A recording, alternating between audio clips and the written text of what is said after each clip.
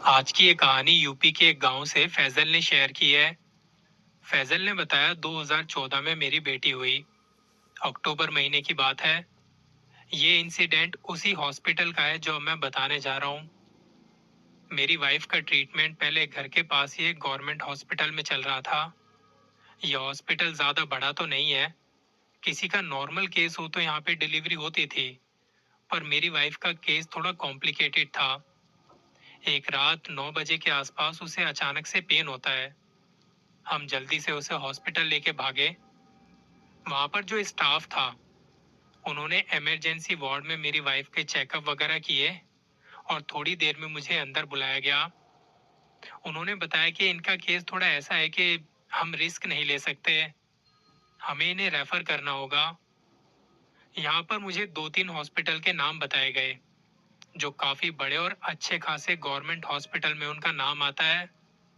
मुझे एक हॉस्पिटल समझ आता है जो यहाँ से ज्यादा दूर था नहीं। ऐसी सिचुएशन में ये होता है कि जल्दी से ट्रीटमेंट शुरू हो जाए बस। आप ज्यादा देर तक रुक नहीं सकते वरना माँ और बच्चे दोनों को मुश्किल हो जाएगी। यहाँ हॉस्पिटल वालों ने हमारे लिए एक एम्बुलेंस अरेंज की और कहा कि ये डॉक्यूमेंट्स दिखा देना और कुछ भी बात हो तो हमें तभी कॉल कर लेना आप। हम यहाँ से निकले थे रात 9:30 बजे और 10 बजे तक दूसरे हॉस्पिटल में पहुंच गए।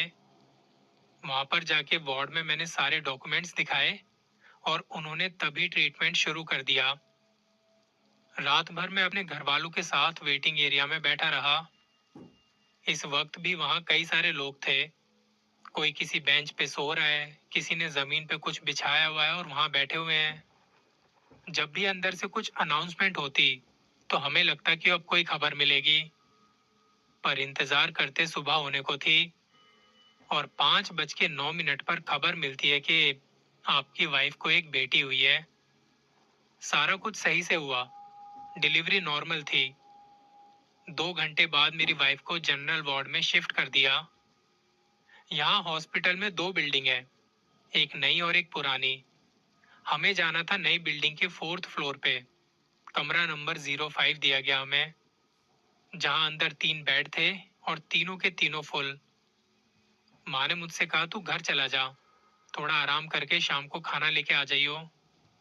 जनरली गवर्नमेंट हॉस्पिटल में नॉर्मल डिलीवरी वालों को 2 दिनों से ज्यादा रखते नहीं है। माँ और बच्चा अगर दोनों सही हो तो जल्दी डिस्चार्ज मिल जाता है।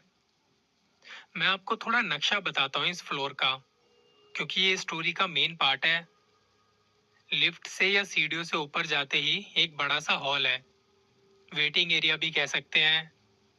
सामने एक मेन एंट्रेंस है जहाँ 2 सिक्योरिटी गार्ड होते हैं। यहाँ से अंदर जाते ही सामने एक लंबा सा कॉरिडोर है। वो कॉरिडोर एंड में जाके राइट साइड मुड़ के वापस आता है। दोनों तरफ कई सारे कमरे बने हैं। शाम को माँ का फोन आता है, पूछ रही थी कि कब तक आएगा। मैंने कहा 6 बजे तक आ जाऊंगा। उन्होंने कहा एक माचिस और एक छोटा सा चाकू लेके आ जाना, जो मैंने बच्चे के सिरहाने पे रखने के लिए लिया था। मैंने कहा ठीक है। आपको पता होगा एक प्रेग्नेंट लेडी या एक छोटा बच्चा जब पैदा होता है तो उनकी सेफ्टी के लिए कई सारी चीजें की जाती हैं, क्योंकि इस टाइम पर नेगेटिव एनर्जीज इनके आसपास ज्यादा भटकती है, इन्हें नजर जल्दी लगती है। मेरी माँ तो कहती भी है कि जब बच्चा पैदा होता है तो उसके शरीर से एक अलग ही खुशबू आती है और ऐसे में ये बुरी चीजें इनकी तरफ खींची चली आती हैं। इसलिए इनके आसपास ऐसी चीजें रखते हैं। उन्हें कभी भी अकेला नहीं छोड़ते, मीठा नहीं खिलाते। खैर मैं 5:30 बजे तक घर से सारा सामान लेके निकला और 6 बजे से पहले हॉस्पिटल पहुंच गया। हॉस्पिटल में जेंट्स अलाउड नहीं होते ऐसे पेशेंट रूम में। बस मिलने का जो टाइम अलॉट होता है आप उसी में जाके मिल सकते हैं। शाम 7 से 8 बजे का टाइम था मिलने का। तब तक मैंने माँ को फोन करके बाहर बुला लिया और उन्हें सारा सामान पकड़ा दिया। वेटिंग एरिया में बैठा मैं इंतजार कर रहा था कि कब 7 बजे और मैं मिलने जाऊं। इस नई वाली बिल्डिंग में इतनी भीड़ नहीं थी। ऊपर के फ्लोर पे तो वेटिंग एरिया में ही कोई दिखाई दिया था बस। 7 बजते ही मुझे सिक्योरिटी गार्ड ने अंदर जाने की परमिशन दे दी। मैंने जाके अपनी वाइफ से हालचाल पूछा। बेटी को गोद में लिया तो वो सो रही थी। माँ ने मुझे कहा तू घर चला जाइयो, सुबह मिलने के टाइम कुछ खाने को और चाय पानी लेके आ जाना। 8 बजे मिलने का टाइम खत्म होते ही मैं बाहर आ गया। मैं आपको बताता हूँ 8 बजे भी वहां बहुत खामोशी थी। मैं लिफ्ट से नीचे आ रहा था तो मुझे वहां कोई भी नहीं दिखाई दिया। हॉस्पिटल से बाहर आके मैंने एक रिक्शा किया और मैं घर के लिए निकल गया। थका हुआ था तो उस रात में जल्दी सो जाता हूँ, सुबह टाइम से भी उठना था। मॉर्निंग में मिलने का टाइम था 8 से 9 का। अगले दिन मैं खाने पीने का सामान लेके 8 बजे तक वहां पहुंचा। इस टाइम भी लोग काफी कम थे। ऐसा नहीं है कि वहां पेशेंट ना हो, इस फ्लोर पर मैटरनिटी के ही केस आते थे। खैर मैं कमरे में गया, बेटी सो रही थी। मेरी वाइफ ने मुझसे पूछा, डॉक्टर ने बताया छुट्टी कब देंगे? मैंने कहा मेरी तो अभी इस बारे में कोई बात ही नहीं हुई, तुम्हें कुछ बताया? उसने कहा नहीं। वो थोड़ी परेशान सी थी। मैंने पूछा क्या हुआ, तबीयत ठीक है, पेन वेन तो नहीं हो रहा? उसने कहा नहीं। मैंने पूछा तो फिर बात क्या है, परेशान सी क्यों लग रही हो? हम दोनों कमरे से बाहर खड़े थे। वो कहती मुझे ना बड़ा अजीब सा लग रहा है। बात करते हुए उसने एकदम से पीछे कमरे में माँ को देखा और फिर मेरी तरफ देख कहती, कल रात 2:30-3 बजे की बात होगी, मुझे वॉशरूम जाना था। मैंने सोचा माँ को उठा देती हूँ, पर वो गहरी नींद में सो रही थी। वार्ड में ये जो 2 औरतें और हैं, ये भी सोई पड़ी थी। मैं अकेली ही उठकर बाहर वॉशरूम तक आई। वो मुझे हाथ के इशारे से बता रही थी वॉशरूम बाहर की तरफ था और साथ ही में नीचे सीढ़ियां जा रही हैं। कहती मैं धीरे धीरे वॉशरूम तक जा रही थी।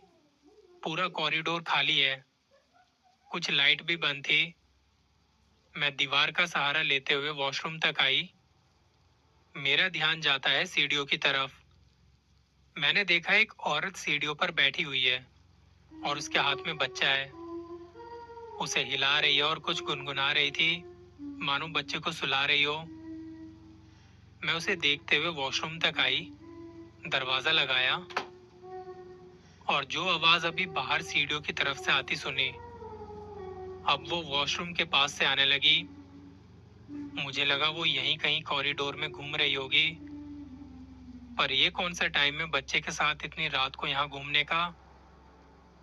मैं जल्दी से फ्रेश होके बाहर निकलती हूँ। देख रही हूँ मेरे अलावा वॉशरूम में कोई भी नहीं था।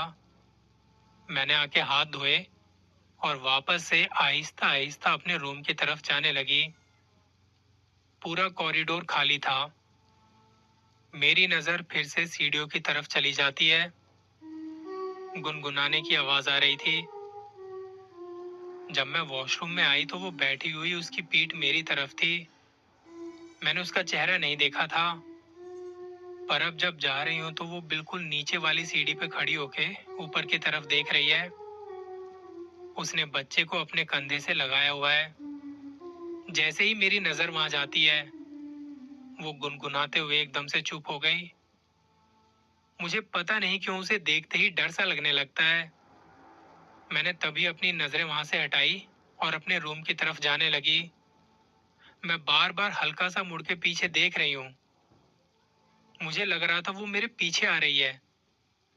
मैं अपनी तिरछी नजरों से जितना देख पाई और जो मुझे लगा, वो मेरे पीछे कमरे के बाहर तक आई है। मैंने एक बार भी मुड़ के नहीं देखा क्योंकि मुझे डर लगने लगा था। इस फ्लोर पर पूरे कॉरिडोर में कोई भी नहीं था सिवाय मेरे। अंदर आते ही मेरा पैर एक स्टूल पे लगा और तभी माँ जाग गई। मुझे ऐसे देख कहती कहाँ चली गई थी? मैंने कहा वॉशरूम गई थी। आप सो रहे थे तो उठाया भी नहीं। माँ ने कहा ऐसे अकेले मत जाया कर जब तक इसके नाम की पूजा वगैरह नहीं हो जाती। मैंने कहा जी माँ, ध्यान रखूंगी। उन्हें तो मैंने कुछ नहीं बताया, खामा खा उल्टा मुझे ही सुनाती। मैं आके बैठी, पानी वानी पिया और आहिस्ता से लेट गई। माँ तो तभी सो गई थी, पर मुझे नींद नहीं आती।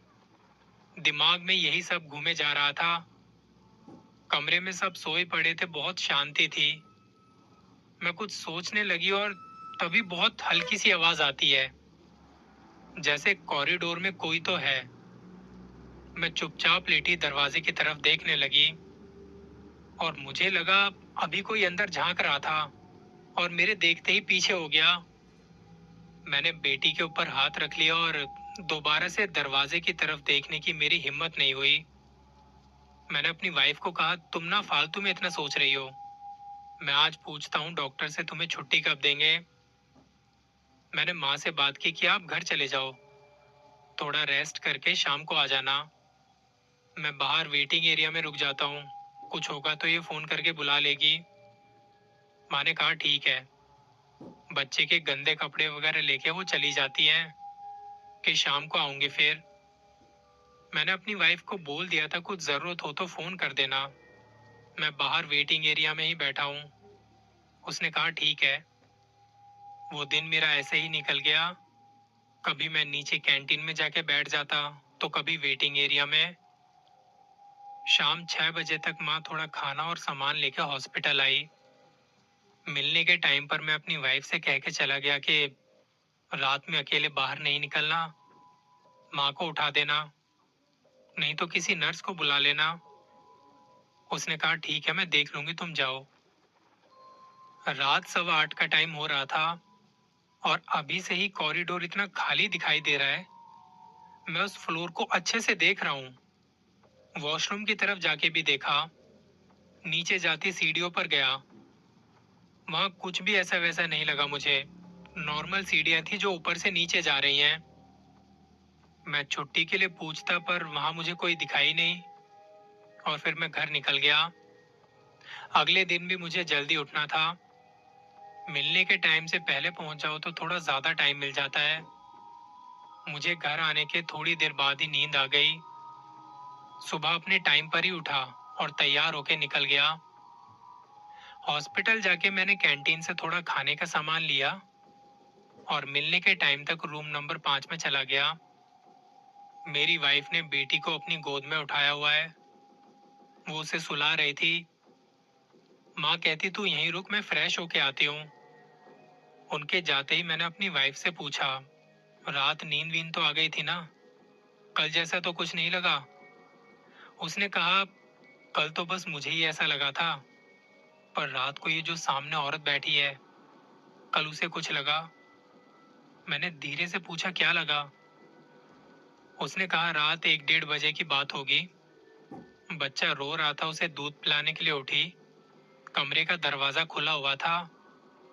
इसे लगा बाहर कॉरिडोर में कोई औरत अपने बच्चे को उठाए घूम रही है। यहाँ तक तो ठीक था, पर डर इसे तब लगा जब वो कमरे के बाहर खड़ी होकर अंदर झांकती है और अपने हाथ के इशारे से उसके बच्चे को मांगने लगी। इसने बताया वो औरत बड़ी डरावनी सी थी। ऑरेंज कलर का सूट पहना हुआ था और सिर पे लाल दुपट्टा। कमरे के अंदर झांकते ही ये चीख पड़ी, इसके घर से तो यहाँ पे कोई भी नहीं था। तो माँ जाके पूछती है क्या बात है। वो अपने बच्चे को पकड़े डरी हुई बैठी थी। माँ ने पूछा क्या बात है, बता तो सही। तब उसने बताया मैंने अभी बाहर किसी औरत को देखा था, जो पहले तो अपने गोद में किसी बच्चे को लेकर घूम रही थी और थोड़ी ही देर में अचानक से कमरे के अंदर झांकते हुए उसने मेरे बच्चे को मुझसे मांगा। माँ ने तभी कमरे के बाहर आके देखा तो वहां कोई भी नहीं था। वो साथ वाले कमरे में गई जहां एक लेडी और थी। उसके साथ जाके नीचे वाले फ्लोर से 2 नर्स को यहाँ बुला के ले आई। हम सारे जगे हुए थे। वो लोग आते हैं, उन्होंने पूछा क्या बात है। तब जो अभी हुआ वो सारी कहानी उन्हें बताई। तुम्हें तो पता है मैंने भी पिछली रात किसी को देखा था, पर मैं कुछ नहीं बोलती। उन दोनों नर्स को जब ये बात पता लगी तो उन्होंने बताया यहाँ कई लेडीजों ने एक औरत को घूमते देखा है। हॉस्पिटल का स्टाफ भी ये मानता है।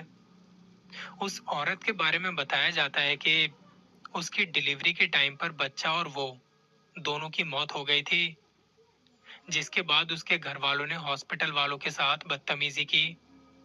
बीच बचाव के लिए पुलिस वालों को बुलाया गया और इसके कुछ दिनों बाद से यहाँ ऐसी घटनाएं शुरू हो जाती हैं।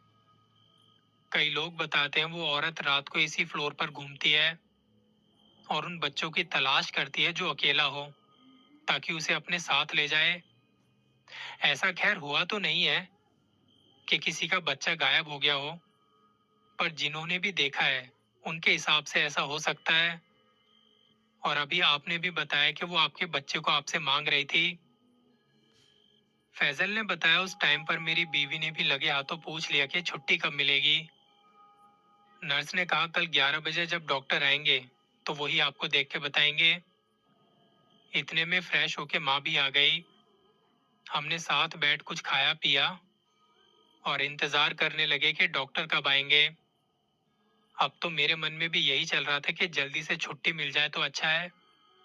डॉक्टर तो ये चीजें मानते भी नहीं है और सरकारी अस्पतालों में तो वैसे भी कुछ कहना ही बेकार है, क्योंकि वो अपने तरीके से ही चलते हैं। आप चाहे कुछ भी कह लो। मैंने माँ को कहा मैं बाहर ही हूँ, डॉक्टर आए तो उनसे छुट्टी की बात कर लेना। 10:30 बजे मुझे माँ का कॉल आता है कि डॉक्टर तो नहीं आए, पर नर्स बोल के गई है ने छुट्टी दे रहे हैं, तू आके डॉक्यूमेंट्स पर साइन वगैरह कर दे। मुझे भी तसल्ली थी कि चलो छुट्टी दे रहे हैं, अब डरने वाली कोई बात नहीं है। फैजल ने बताया मैंने कई लोगों से इस हॉस्पिटल के बारे में बात की है। ये समझ लो कि 10 में से 3-4 लोगों ने तो बताया है वो अस्पताल हॉन्टेड है। और इतना सब होने के बाद भी डिलीवरी के बाद आज भी वहाँ पेशेंट और बच्चे को ऑब्जर्वेशन में रखा जाता है। और अब तो बकायदा वहाँ रात को बोल देते हैं कि कोई भी अकेले बाहर ना निकले। रात को चेकअप के लिए नर्स आती हैं तो वो भी 4-5 जने साथ में होते ही हैं।